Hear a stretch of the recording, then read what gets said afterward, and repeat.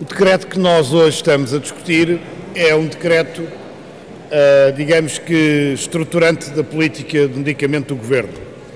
É um decreto que prolonga e agrava o que tem sido a política do medicamento nos últimos 6 anos.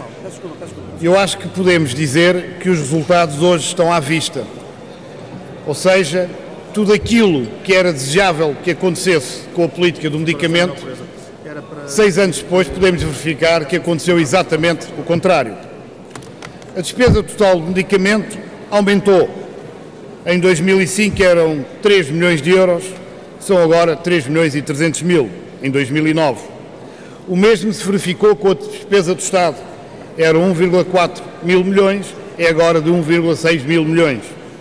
E, naturalmente, o mesmo se verificou com a despesa dos cidadãos. Era 670 milhões em 2005, é hoje 725 milhões em 2009.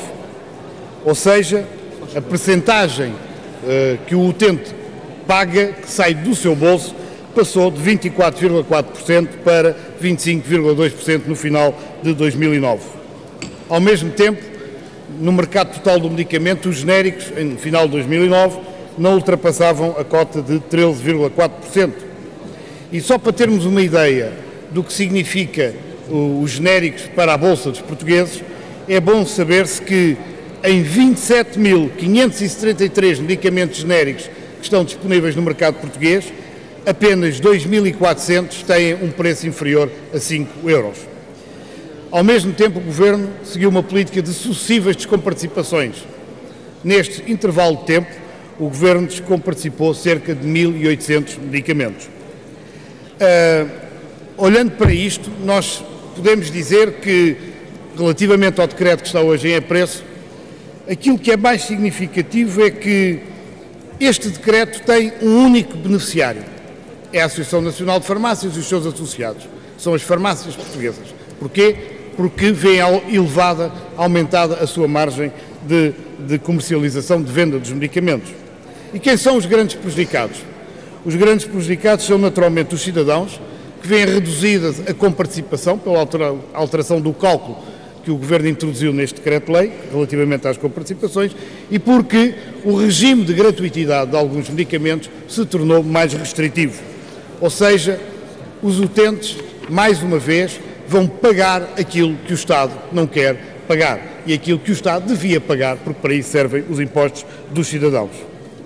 Este decreto-lei, em vez de promover os genéricos, torna mais difícil o aparecimento e a introdução no mercado de novos genéricos.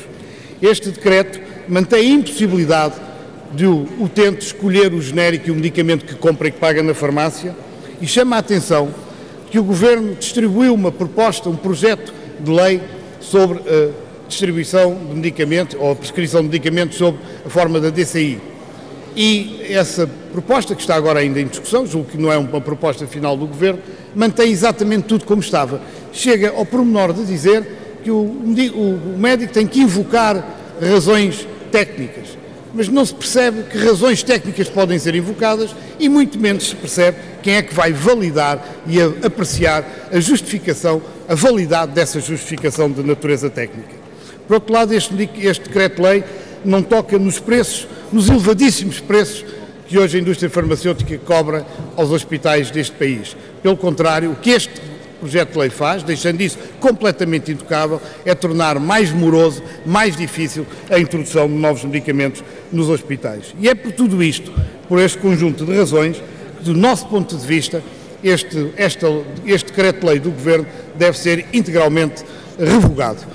Do nosso ponto de vista, ele é, como disse no início e repito, estruturante de uma política que está errada, de uma política que não tem resolvido os problemas que é necessário resolver na área do medicamento e por isso nós propomos a este plenário a sua cessação de vigência. Muito obrigado.